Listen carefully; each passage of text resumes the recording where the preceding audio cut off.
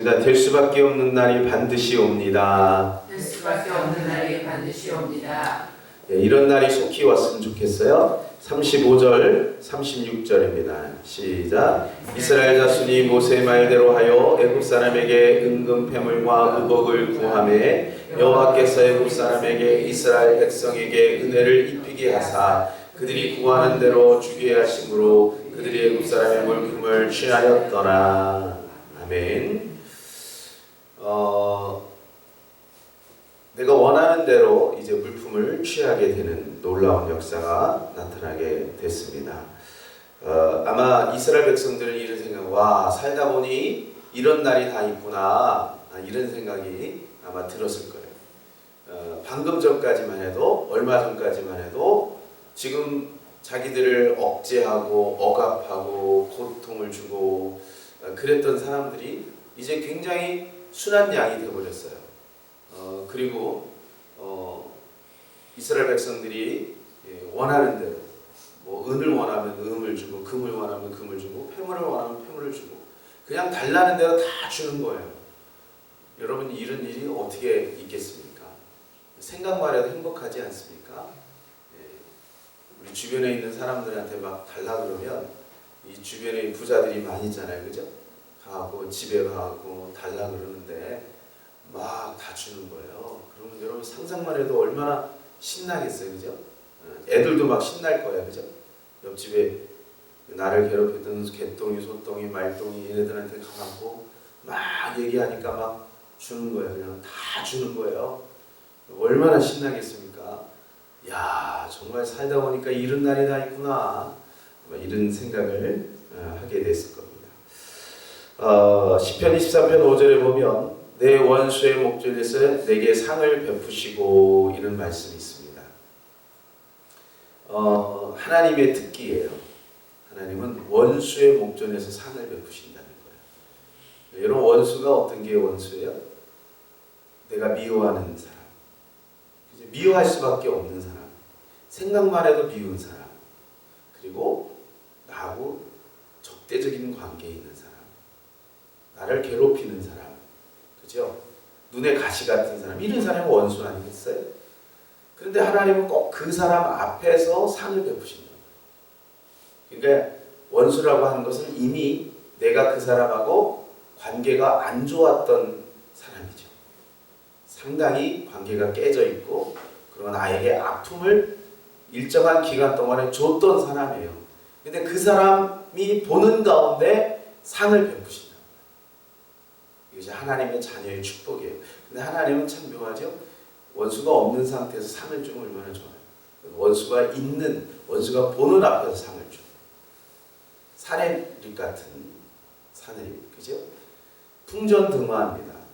지금 유다는 풍전등화예요. 풍전등화가 뭐예요? 바람 앞에 등불이죠. 그죠? 막 바람이 막 불고 있어요. 등불이 막 꺼지려고. 옛날에 여러분 호롱불 아십니까? 그런 막 바람이 꺼지려고 막 그런 가운데 지금 있는 거예요. 유다가.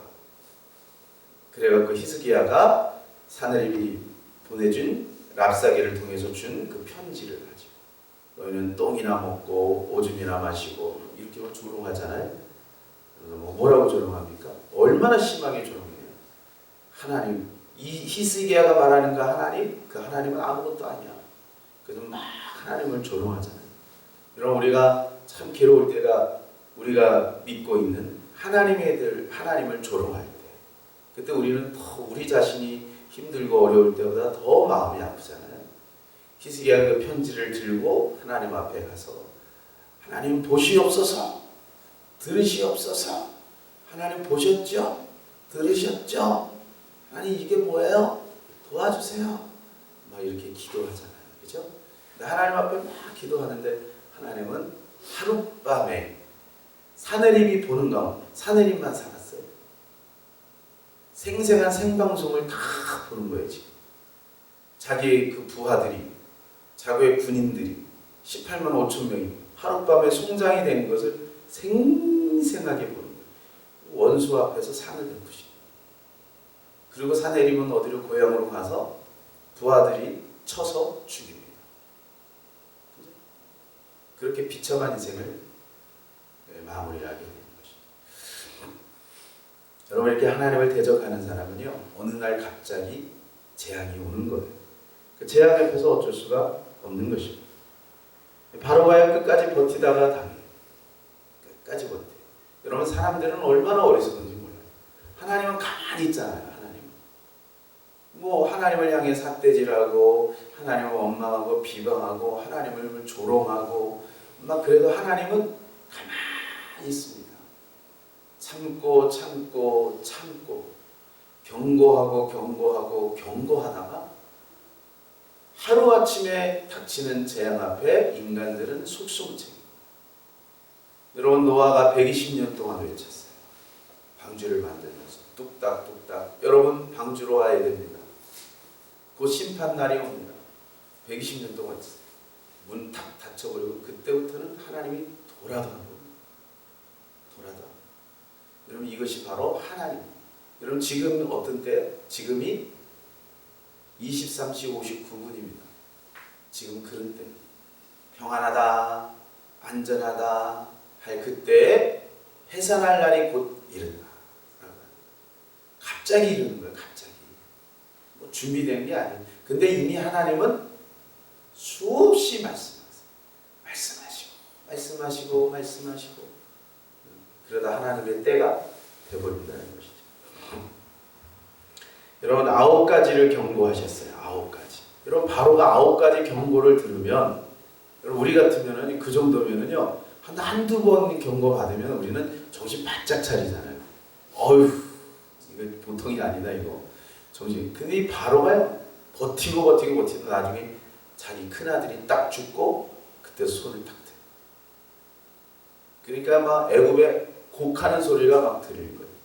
이제 하나님이 시행하신 거잖아요. 그 전까지는 계속해서 말씀하시고 이스라엘 백성들의 피할 길을 다 주시고 이제는 오늘 실행을 하시는 거예요. 죽음의 신이 들어가니까 그냥 막 애굽의 전역이 막 애곡하는 거예요. 다 통곡을 하고 그런 것이고. 그래서요, 하나님의 말씀은요, 지키는 사람들에게는 평안이지만 하나님의 말씀을 거역하는 사람들에게는 재앙입니다. 그렇죠? 지키는 사람들에게는 하나님의 안에서 보호를 받고 평탄하고 기쁨이 있고 행복이 있는 거예요. 그 말씀이 우리를 보호해 주거든요.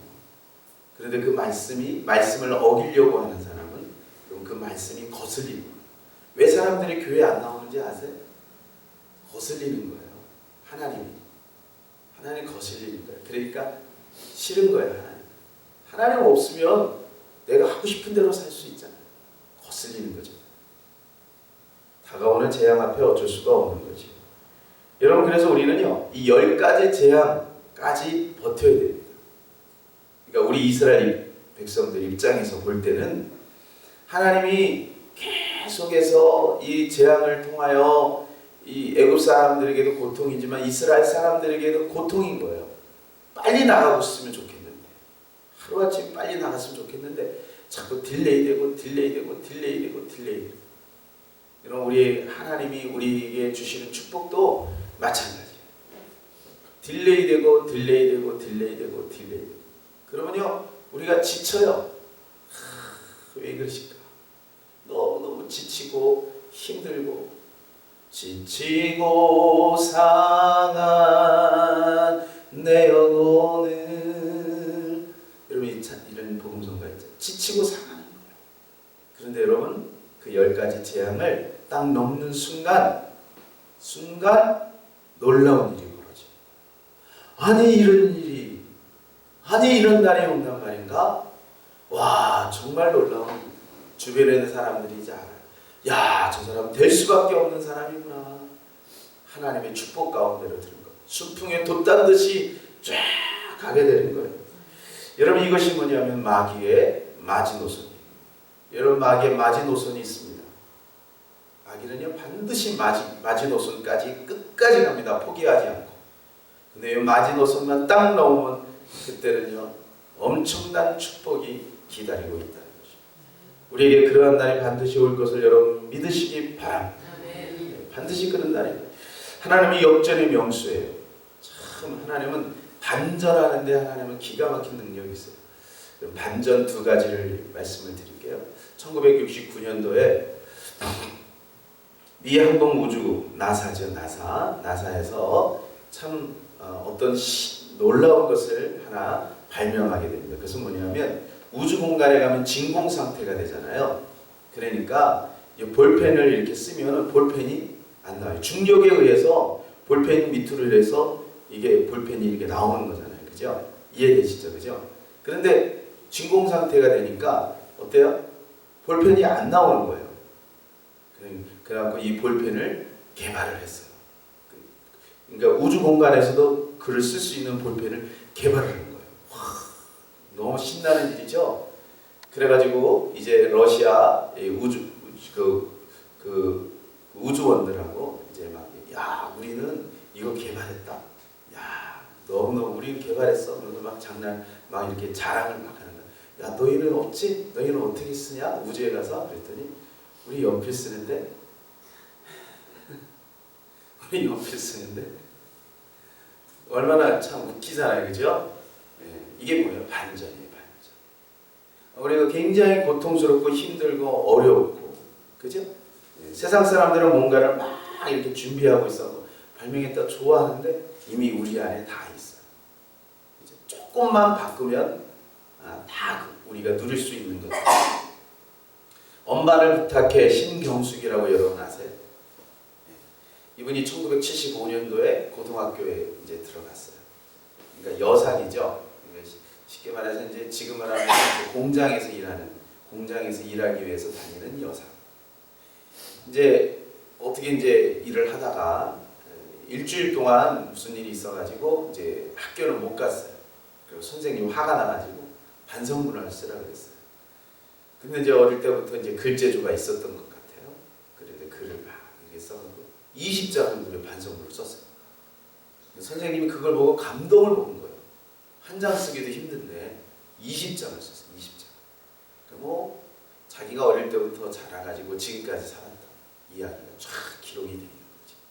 시골에서 태어났어요. 어려운 가정에서 태어나서 어떻게 공부해가지고 그때는 고등학교 올라가기 힘들었잖아요. 그리고 무작정 상경을 해가지고 이제 주경야독을 하는 거예요. 낮에는 일하고 밤에 공부를 하는 거예요. 근데 공장 일이 많다 보니까 이제 일주일 동안 이제 결근을 이제 하게 된 거죠. 그래서 그 내용을 이제 쭉 쓴 거예요. 여러분 시골에서 가난하게 태어나서 공순이었잖아요. 공순이었는데 지금은 어때요? 사람들의 신금을 올리는 그런 소설들을 쓰고 있다는 거죠. 여러분 이것이 인생의 역전이에요. 때로는 우리에게 굉장히 많은 어려움도 있고 아픔도 있을 수 있죠. 그러나 하나님 안에 있으면 하나님이 우리에게 주신 그 작은 것 가지고 우리는 정말 하나님의 때가 올 때 우리는 축복 가운데 거하게 된다는 것입니다. 여러분 한번 찾아보세요. 이미 우리 안에 있는 것들을 한번 가만히 찾아보세요. 그러면 그것을 통해서 우리는 정말 놀라운 일들을 이루게 될 것입니다.